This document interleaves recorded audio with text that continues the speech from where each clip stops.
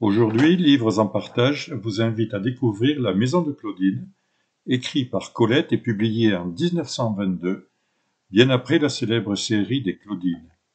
C'est Suzanne Soubise, interrogée par Anne-Marie Cazenave, qui nous fait découvrir ce récit d'enfance que vous pouvez trouver dans la collection Livres de poche. Je laisse la parole à Anne-Marie Cazenave. Bonjour à tous. Nous commençons aujourd'hui une première émission dans une petite série de 3 qui sera consacrée au récit d'enfance. Et je te remercie, Suzanne, de nous parler aujourd'hui d'un récit d'enfance que je crois tu aimes particulièrement, et c'est La Maison de Claudine de Colette. Ce livre est le plus émouvant des livres de Colette. Alors, le plus émouvant, effectivement, et c'est un livre que Colette écrit quand elle est quand même en pleine possession de ses moyens littéraires, parce que il faut éviter peut-être à propos de ce livre un malentendu dû au titre. Ce livre ne fait pas du tout partie de la série des Colettes qui lance Colette dans la vie littéraire sous le patronage de Willy en 1922. Oui, Colette a 49 ans. C'est un livre de la maturité. Elle a déjà écrit Les Vrilles de la Vigne en 1908 et d'autres écrits à caractère autobiographique suivront. En 1928, La naissance du jour. En 1930, Sido. Elle est un écrivain en pleine possession de ses moyens et Willy n'est plus là pour lui imposer des sujets à sa guise, ni pour la presser d'écrire à toute vitesse pour vite vendre les livres à son nom. Oui, un livre très personnel et évidemment une autobiographie. Mais ce qu'il faut peut-être dire, c'est que contrairement à l'autobiographie la plus classique, La Maison de Claudine n'est pas un récit continu. La Maison de Claudine est composée de fragments. Est-ce qu'on peut expliquer ce choix, Suzanne?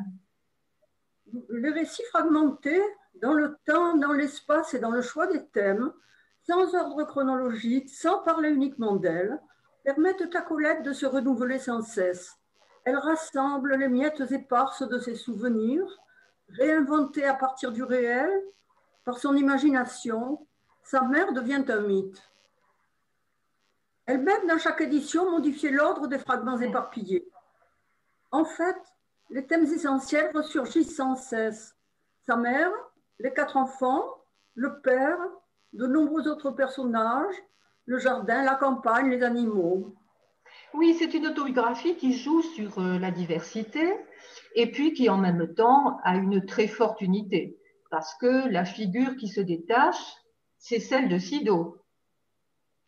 Oui, parce que la mère de Colette entre en scène dans de nombreuses scénettes autobiographies arrangées qui se terminent par des chutes pittoresques. Et parce que la fille prendra sa mère pour modèle, particulièrement dans Sido et la maison de Claudine. Sido avait été marié à 22 ans, enlevé à 18 ans, dit Colette, à Jules Joseph Robineau, surnommé le Sauvage, dans la maison de Claudine. Coureur invétéré, passant son temps à la chasse et délaissant sa femme. Elle avait quitté violon et piano et s'ennuyait à mourir. Divorce, il lui laissait 2 enfants. Remarié au capitaine Colette, qui fait oublier à tous sa perte d'une jambe à la guerre, agréable, doux, indulgent, intellectuel, grand lecteur et belle bibliothèque, il faisait semblant d'être gai. Amputé à la guerre, il ne voulait aucune pitié. Il chantait et cachait sa tristesse profonde des amputés. Il les ruinera par générosité en voulant lancer sa politique. Colette, dans un récit savoureux, raconte comment, encore enfant, elle l'accompagnait dans ses réunions électorales. Colette montre Sido et le capitaine s'aimant tendrement d'un invariable amour. Ils ont eu Léo et Sidonie Marie-Colette à 40 ans.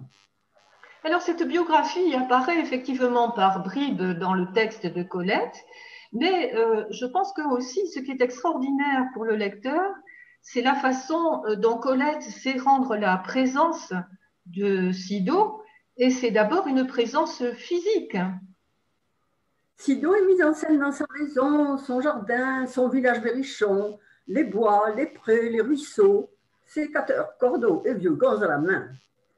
Ma mère, ronde et petite en ce temps où l'âge ne l'avait pas encore décharnée, Dans sa maison, grande, coiffée d'un grenier haut, la pente raide de la rue obligeait les écuries, les remises, les poulaillers, la buanderie, la laiterie à se blottir en contrebas autour d'une cour fermée. Jardin du haut, jardin du bas, fleurs, arbres, exubérance de la nature. Petite dame toute ronde, appelant vers les hirondelles, ses jolies mains fanées par l'âge et le grand air. Ma mère fleurait la crotonne lavée, la feuille de verveine citronnelle, la senteur des laitues arrosées, sa jolie voix de femme aiguë et douce. Oui, alors, jolie voix de femme, jolies mains, parfum, parfum naturel, mais parfum tout à fait charmant. Donc, Sido est toujours saisie comme une femme qui garde la grâce d'une jeune fille. Elle est toujours en mouvement. Et pourtant, cette Sido est aussi une mère. Sido est une mère tendre. La première fois qu'elle apparaît dans la maison de Claudine, c'est comme une mère inquiète qui cherche ses enfants. Où sont les enfants? Un autre épisode témoigne de cette tendresse inquiète. Quand Juliette, la mystérieuse demi-sœur mariée, part de la maison, Claudine prend sa place dans la chambre d'en haut et dort paisiblement. Un orage éclate. Sido l'enlève, endormie, en catimini, et la couche près d'elle en bas, comme une mère chatte promène ses chatons, surprise de Claudine au réveil. Sido est aussi inquiète devant les maladies infantiles, typhoïde, scarlatine. Elle soigne ses enfants avec amour. C'est une mère tendre. Et pourtant, elle laisse aux enfants quand même une grande part de liberté, contrairement à ce cri où sont les enfants qui pourraient laisser attendre une mère un peu trop présente, un peu trop possessive. Oui, elle laisse aux enfants une grande liberté tout en guidant leur choix. Non, tu ne peux pas encore lire certains Zola. Alors, donne-moi ceux qui ne sont pas certains. Sido respecte les enfants, leurs goûts et leurs choix. Les enfants courent les prés et les bois. Ils ont leurs amis au village, plutôt côté peuple que bourgeois. Vagabondages éperdus, conquêtes et découvertes. Si Colette veut aller au catéchisme, qu'elle y aille, dit Sido, qui n'a pas la foi. Elle interprétera ses billevesées. Et pour les livres, Sido décide. Débrouille-toi là-dedans. Et Colette dérobe les livres défendus. Alors, dans un petit passage, tu as cité un épisode où Sido transporte sa fille endormie comme une chatte. Il me semble que la comparaison, elle est intéressante dans la mesure où, finalement, cette Sido, elle a pour ses enfants l'amour de la chatte pour ses petits. C'est une mère attentive, mais quand le temps est venu, finalement, elle les laisse se débrouiller par eux-mêmes. Mais la comparaison avec la chatte aussi, je pense, elle a ce mérite de nous faire sentir la proximité de Sido avec la nature. C'est un aspect aussi important. Sido est en accord avec tout ce qui vit, animaux, plantes, enfants. Elle connaît la nature, prévoit le temps et se repère sur les 4 points cardinaux, le voisin de l'Est, celui de l'Ouest, sans que nous connaissions leur nom. Elle prédit la pluie. Si la chatte passe la patte derrière son oreille, il pleuvra. Elle prévoit aussi le beau temps, les hivers froids, car les écureuils ont déjà rentré les noix. Souffles et orages selon la rose des vents. Il va geler, la chatte danse. Elle est environnée de plantes et de bêtes. La maison est pleine de chatons, de toutes les couleurs et de tout tempérament. Des grenouilles dans la capote de la voiture après la pluie. Le matou noir qui aime le chocolat. Les chiens, le loup affamé et le renard. Le rossignol, les hannetons et l'araignée que l'on garde au plafond. Mère et fille humanisent chat et chien, leur prêtent des pensées et les font parler. Elles décrivent la vie de leurs compagnons par le menu détail. Chien chaleureux, meurtri de peu, pensez de rien. Je vous suis si nécessaire. Vous me faites sentir le prix que je vaux. La chatte siamoise, tout à l'heure morte d'aise sur le mur tiède, ouvre soudain ses yeux de saphir dans son masque de velours sombre. Un tout petit chat avelé comme une genette et qui dormait repu, le ventre en l'air. Colette parle merveilleusement des animaux, c'est vrai. Donc Sido est une femme, bien sûr, qui aime la nature, mais est-ce qu'on ne peut pas dire aussi qu'elle est naturelle dans le sens où la nature s'opposerait à la société. Et cette Sido aussi, elle sait prendre ses distances vis-à-vis des usages de la société. Oui, elle est naturelle par sa franchise aussi. Dieu, que tu as l'air bête, ma fille. D'ailleurs, tu es beaucoup plus jolie quand tu as l'air bête. Tu es un miracle de gentillesse et de froideur. Et quand Juliette se marie, une voisine, c'est inespéré, c'est un événement.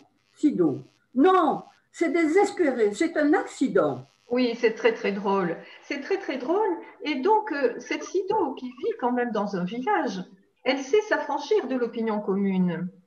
C'est une femme en dehors des normes.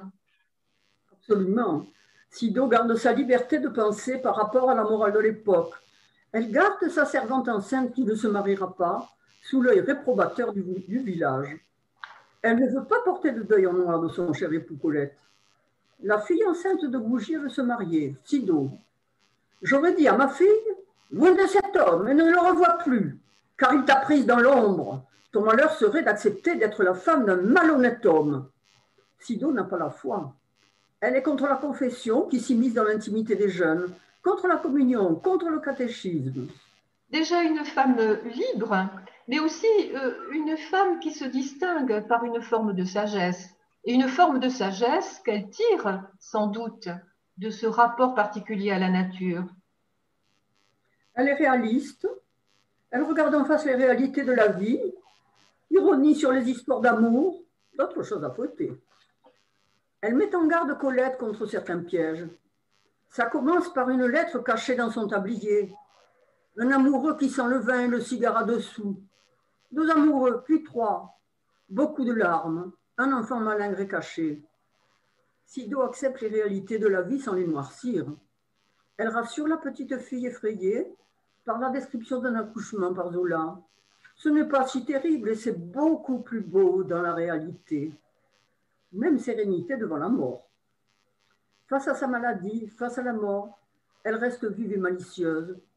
Ne rien dire à son fils, médecin qui va passer. À mon âge, il n'y a plus qu'une vertu, ne pas faire de peine. Plaisir de lutter.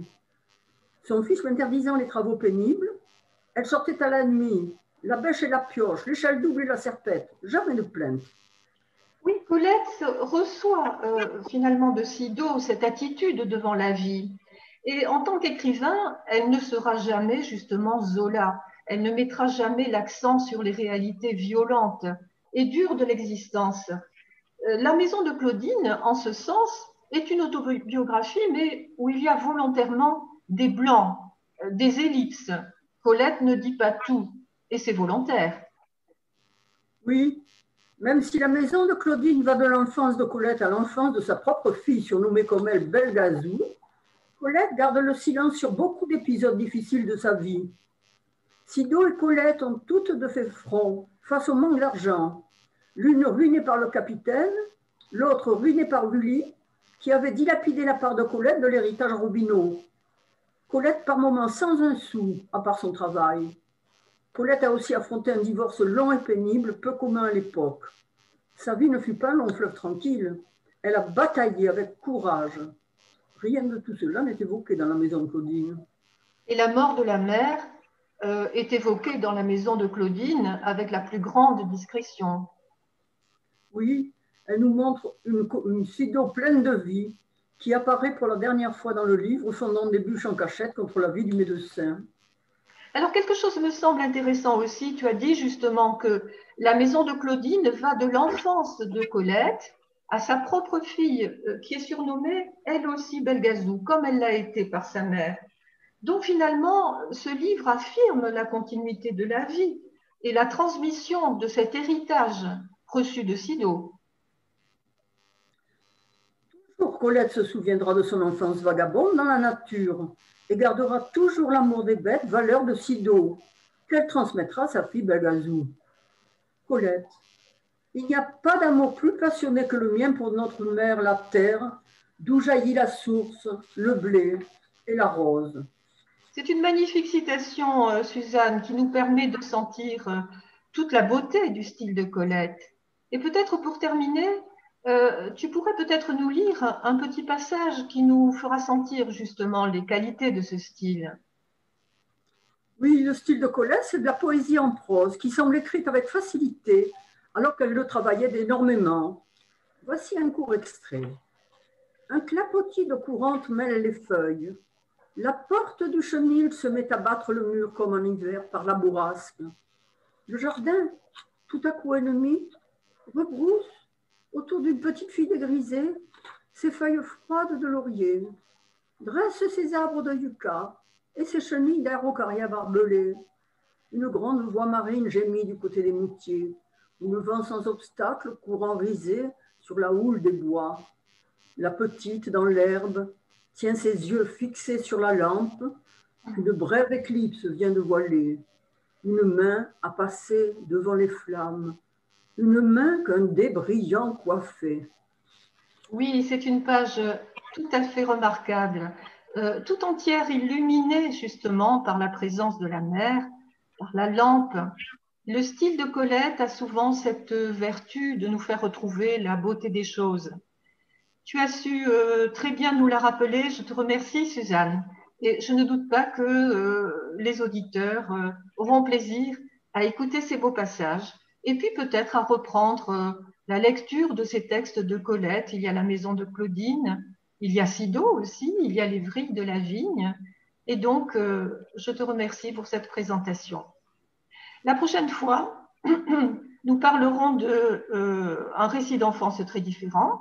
Ce sera Enfance de Nathalie Sarraute. Merci Suzanne.